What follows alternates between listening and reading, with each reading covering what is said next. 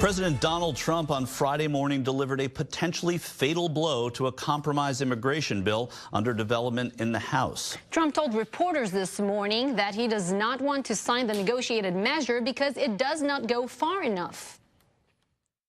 I need a bill that gives this country tremendous border security. I have to have that. We have to get rid of catch and release. Does that mean the wall? We have to have the wall. If we don't have the wall, there's no bill. We have to have catch and release. We catch a criminal, a real criminal, a rough, tough criminal. We take his name and then we release him.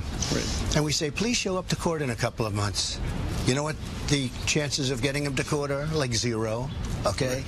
It's crazy. Then we have the lottery program, right? It's called Lottevisery. Diversity lottery program. Yeah, or lottery visa. Okay, one of those. Okay, whatever. They have 15 names. It's still every one of them has lottery. You know what lottery is? That's where you pick names to come into the country. Well, when a country gives names, they're not giving us their finest. So we're picking people. It's not good. For more, let's bring in correspondent Mike Vaquera in Washington.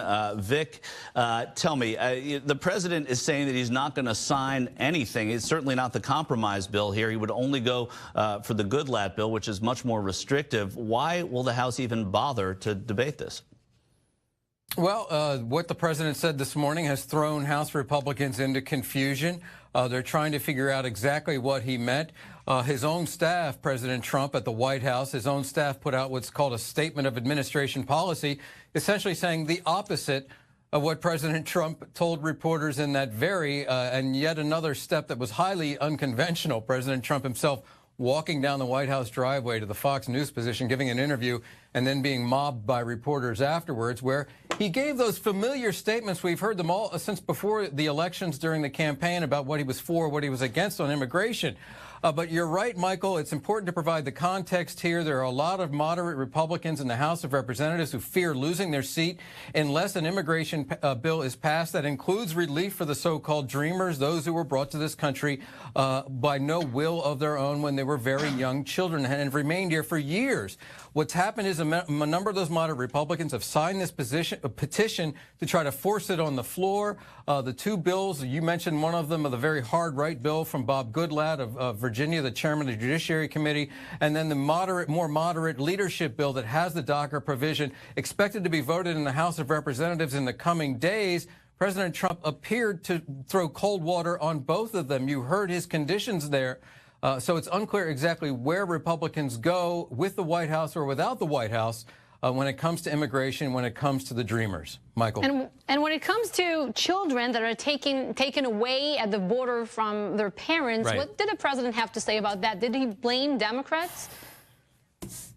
He absolutely did. And this is something that the White House has been trying to do from the president on down, including top Republicans for many days now, saying it's the Democrats who passed this law that is forcing some 2,000, according to the Department of Homeland Security, children being separated from their parents, forcibly separated from their parents when they reach the border. There's been outrage in this country, outrage internationally about the policy. The president blames Democrats for passing a law. There is no such law. This is an initiative by the president, by the administration, by the attorney general. It's part of that catch and release policy that the president was just talking about there, which they had stopped. The upshot is that these children are being separated from their parents because they cannot be released into each other's custody and promised to come back at a later date. So Democrats crying foul, and yet another example, critics say, of the so-called gaslighting phenomenon, where the president says that he is that the other side is responsible for something that he's actually done that has become very unpopular. Mike, you were talking about the president's little march on the lawn of the White House today with the press. It gets away a little bit from yesterday's Inspector General report that came out of the Justice Department. Have we already moved beyond that news cycle, or is there still something the White House is focused on there? You know, it's so funny you should say it, Michael, because every day we say to ourselves, in any other administration, in any other time over the course of the post-war American history, any one of these stories that pass seemingly on a regular basis, that break on a daily basis, would be earth-shattering, that would be seismic, and that it's all we'd be talking about for days. that IG report from the Department of Justice, much anticipated, something for everyone to hate in there. Nobody comes out looking good. But the president claiming that he's totally exonerated by the IG report, even though he didn't really care for it in the end, because it determined that there was actually no political bias on the part of FBI investigators. Remember, this was an investigation into the investigation of Hillary Clinton's emails. And the president trying to conflate the Mueller investigation about Russian meddling with the IG investigation into Hillary Clinton's emails by saying he's totally exonerated. Sort of a confusing matter, whether a confusing tactic, whether it's by design or by accident. The president trying to discredit yet again law enforcement, federal law enforcement, in the form of justice, in the form the Department of Justice, in the form of the FBI, as the Mueller investigation moves forward. Michael and Tal. It really never ends. Mike Vaquera, always great. Thanks so much. Okay. President Trump also had a lot to say to reporters this morning about his recent summit with North Korea's leader Kim Jong-un. The president defended his meeting. He also blasted his critics and said the U.S. didn't have to give up anything. You know, it's funny when you see the fake news, because, and you guys aren't fake, but I signed an agreement where we get everything, but they say Trump lost because he agreed to meet. Trump agreed to meet. Got the picture. No, it's a funny thing. You got to watch your CNN. I mean, what a fraud it is. They go. They're listening. You're right behind you right now. That's fine. Trump, do you hear me? Trump agreed to meet. I say, I agreed to meet. Of course you got to agree to meet. If you don't agree to meet, you know what you're going to have? You're going to have nuclear war. That's what you're going to have. Cut it off right before he said I-24 isn't fake either. Right, the president also touted his relationship with Kim Jong-un and said the two even exchanged phone numbers. I gave him a very direct number. He can now call me if he has any difficulty. I can call him. We have communication. It's a very good thing. All right, to further discuss, let's bring in our panel, Alice Hennigan, Trump's America columnist for the Global Metro Papers, and Kenneth Del Vecchio, a political and legal strategist. Thank you for coming here, gentlemen. Hey. You know, there's an open, direct line now between President Trump and Kim Jong-un. Alice, I'll start with you first. What is wrong with that? Why are people criticizing the president for the results of the summit? Well, did he over-celebrate it? First of all, I'm surprised they're not exchanging dinner mints as well. I mean, what a strange gathering. First of all, we give the North Koreans exactly what they want, which is to be put on an equal footing with the United States of America. The president there saluting their own military people, giving a huge propaganda benefit to this this monstrous, most brutal regime in the world. And what do we get in exchange? We get this statement that goes less far than the half a dozen previous statements we've gotten in these North Korean deals that they don't live up to. I got to tell you, this is 0-1, and the North Koreans get the one. Absolutely not.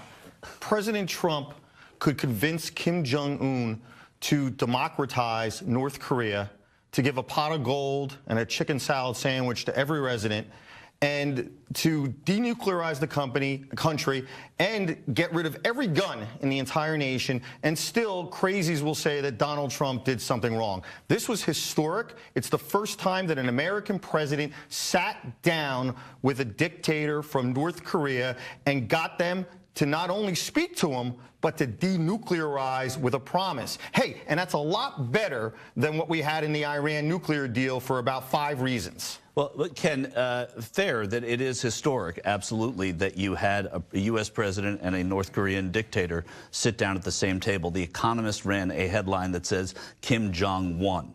There is not right now any concrete evidence that anybody won that, but certainly the president coming back here saying that he won it and he got something, and you have the Congress, Republicans in Congress saying, what did he get? What did he get? I don't think this is something that should be measured in which nation won. I think this is a global victory because they agreed in a handshake deal that was memorialized in writing to work towards denuclearizing. But Ken, what was memorialized in writing wasn't anything concrete. I mean, even, like I said, even Republicans in Congress, Congressman telling me yesterday in D.C., I don't know what to make of it because there isn't anything yet. Mike, the Republicans that you're citing in Congress aren't Republicans that are aligned with Donald Trump. That's not true.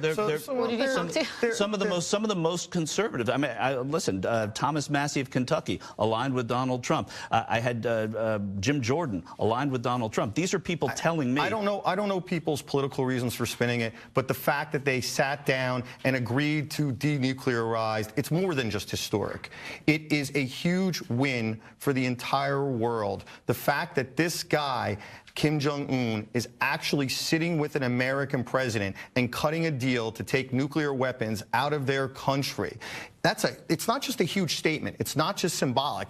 That's real and meaty, because this guy and his father would have never done anything like that in the past. All right, so let's wait for the Nobel Prize Committee to decide who won the summit and move on to discuss immigration once again, because going back to the president's remarks on the immigration bill, whose fault is it, Alice, that children are being separated from their parents? Oh, it's the policy of this administration. They're choosing to do it, and they think that it plays to their base. I don't think you can gauge anything from what the president says, because he said 1,000 things on these issues. He goes, he's a total liberal on it, he's a total conservative on it, nothing has happened. I mean, this is the policy. They want to separate those families. They got the power to do it.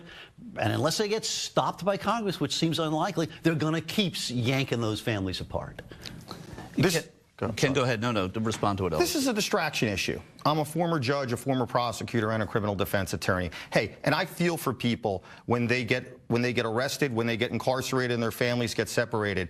But really, what we should be talking about is the DACA deal, if it's going to go through. And if you want real immigration reform, I don't believe that the DACAs should get a path to citizenship. I believe they all should get permanent residency, because it would be unfair to deport them at this point. But make them pay $5,000 a piece, $1,000 a year, buy their permanent residency. $5,000 times 800,000 DACAs equals $4 trillion, and that could build the wall and do so much good for immigration reform. Also make them do about 1,000 hours of community service over 5 years. Make them work for it. But, well, what Ellis said here, I think bears a little examination, which is the fact that this is not a law. Republicans in Congress could join over 40 Democratic senators who have said that they would like to put in a provision that this not happen. Why are Republicans pulling back on that? What's the question here about if somebody comes across the border illegally and they get detained?